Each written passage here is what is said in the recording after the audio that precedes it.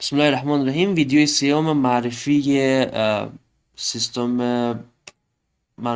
هاستل یا گست هاوس هستیم. گفتیم میایم روی منابع بشری یا کارمندان صحبت میکنیم.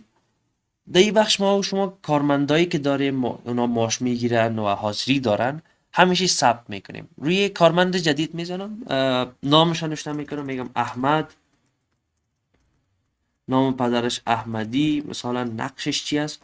خب روی نقش بعدا صحبت میکنیم. ما میتونیم نقش های مختلفی رو جور بکنیم یا همون رولایی که است. مثلا یک نفر گارد میباشه، یک نفر مثلا آشپز میباشه، کشیر میباشه یا ادمین میباشه.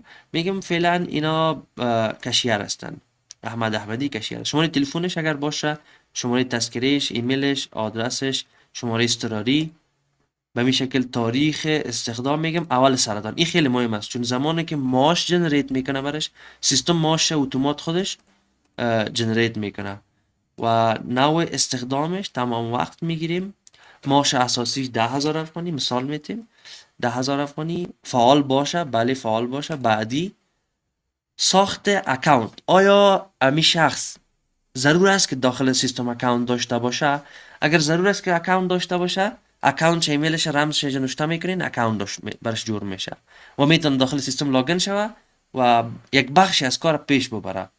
اگر کسی است که نمیخواین اکاونت داشته باشه، اکاونت برش جور نکنین، فقط مثل یک کارمند رو ذخیرش بکن. خب من یک دانه رو ذخیره کردم، البته عکسش یادم رفت. اینجا میتونم عکس هم انتخاب بکنم، یک قطعه عکس.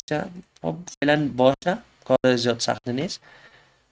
وقتی که روی این علامه بکسک جیبی ورکاس یا والت ورکاس کلیک بکنیم، اینجا تمام تاریخچه کارمند ما میآید.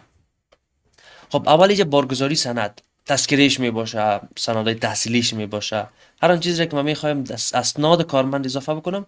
روی بارگیری میزنم، اینجا یک چیز برش، یک کاتگوری انتخاب میکنم، عنوان میتونم برش، فایلش اپلود میکنم، ذخیره میکنم. به این یک مثال کار میکنیم ما. مثلا تذکرهش هم میگیم این تذکرهش باشه، بارگذاری سند. خب ببینید سندش بارگذاری شد. من میتونم دوباره دانلود بکنم و ببینم سندش هم. بر صورت به این شکل اسناد دیگه به شکل عکس یا پی دی اف اینجا ذخیره بکنیم. پیش پرداخت در هر ماه اگر ضرورت میشه و پیش پرداخت میگیره، شما اینجا ذخیره میکنین که ما مبلغ 1,000 افغانی پیش پرداخت گرفت. مثلا ما این ما رو بیان نوشته بکنیم، میگم 1,000 افغانی تاریخ 3 پیش پرداخت گرفته از من. و یک خوبی دیگه است که پیش پرداختان داخل چی ثبت میشه. ببینیم پیش پرداخت کارمند احمد داخل حسابداری، هر ترانزکشنی که میشه حسابداری حسابش میکنه.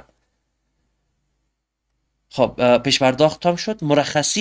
مرخصی خیلی مهم است. زمانی که مرخصی میگیره و میخواد معاش داشته باشه یا بدون معاش باشه، یه شما انتخاب میکنین که با حقوق یا بدون حقوق. اگر میخواین معاش کم نشه، با حقوق مرخصی برش بتین از این تاریخ تا این تاریخ. اگر میخواین معاش کم شوه، باز در بخش حاضری میخوانیم که من میتونم غیر حاضر هم بکنم، هیچ ضرور نیست که مرخصی بتون باشی. روی منابع بشری دوباره میزنیم، کارمندا گفتیم و اینجا روی والت کلیک بکنیم، روی پروفایلش میره. میایم روی مسئله حاضری. حاضری به شکل است که در هر ماه که اینا جاین شدن، بای دیفالت حاضر می باشن. ضرور نیست که یک کس به هر روز حاضری بگیره، بای دیفالت حاضر هستن. ولی اگر کدام روز نمی باشه، من چی میکنم؟ من میایم یک روزش غیر حاضر میکنم، مثلا 23 میگم نامده. باز چی میشه؟ از ماشش کم میشه. مثلا ماه سرطان است، سرطان 31 روز است، 31 تقسیم 10,000 میشه و یک روز ماشش پیدا میشه و از یک روز کم میشه به شکل خلاصه که براتون بگم. خب فعلا یک روز غیر حاضر نمیگیرم، دوباره حاضر میکنم. میایم روی پرداخت معاشات. وقتی که ماه اخیر میشه، مثلا ماه سرطان آخر شد، ما پیرول میسازیم. روی ساخت لیست معاشات کلیک میکنم، پیرول جور میشه. خب فعلا یک نفر هستیم. پیرول از تمام کارمندان. اگر میخواین یک چیز فیزیکی هم داشته باشین، اینجا چاپ پیرول است، چاپ میکنین، اینجا امضایش میگیرین به این شکل بسیار ساده. اگر میخواین نه کل چیز داخل سیستم باشه، فقط اینجا ببینین 1,000 پیش پرداخت گرفته، قابل پرداختش 8,677 است. معاش اساسیش هم 9677. چرا معاش اساسیش کم شده؟ بیاین یک چک بکنیم. معاش اساسیش 10000 بود. میشه از پیش من اشتباه شده باشه. معاش اساسی 10000.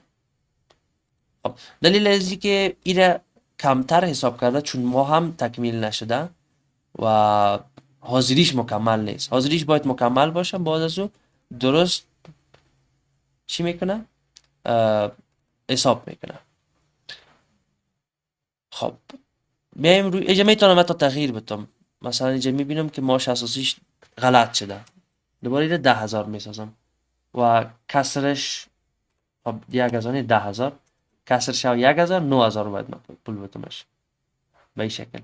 روی این سوادسایی کلیک بکنم یعنی من پرداخت کردم معاشاتش 9000 ما باید پرداخت میکردم کامل ماه سرطانه دمی تاریخ پرداخت کردیم و در حسابداری یک ریکارد برش ثبت میشه. معاش احمد 405 سرطان شما تحویل کردم. در کدام تاریخ؟ 405 23 که امروز 23 هستم. خب به این شکل پرداخت ماشم شد. اگر ماه مثلا اسد میشه اسد جدا پیرول شد جنریت میکنم و بعضی اوقات ممکن است پیش شما اشتباه شه. مثلا ماه سرطان میشه که احمد از 23 تا 30 نبیه دیگه. ما میخوایم ماش کمتر بدم. اینی بتن بازگشت میکنه. دوباره بازگشت شد ماشش انپید میشه و اینجا من میتونم ادیت بکنم ماشه. مثلا بگویم 2000 کسر بکنم از ماشش. خب 2000 8000 باید بتومش. دوباره اینال پیسره برش میتونم. ایناله 8000 ما از دخل بر چی دادم؟ به احمد دادم. خب میبینین فعلا 8000 شد. این هم بود بخش معاشات. و اگر پی سلیپ میخواستین پی سلیپ هم به این شکل یک پی سلیپ اتومات سیستم جنریت میکنه. معمولا استفاده نمیشه ولی خوب است باشه. خب بخش منابع بشری سه بخش مهم داره. کارمندا ثبت میشه، حاضریشان است و بخش پرداخت معاشاتشان است یا پیرول.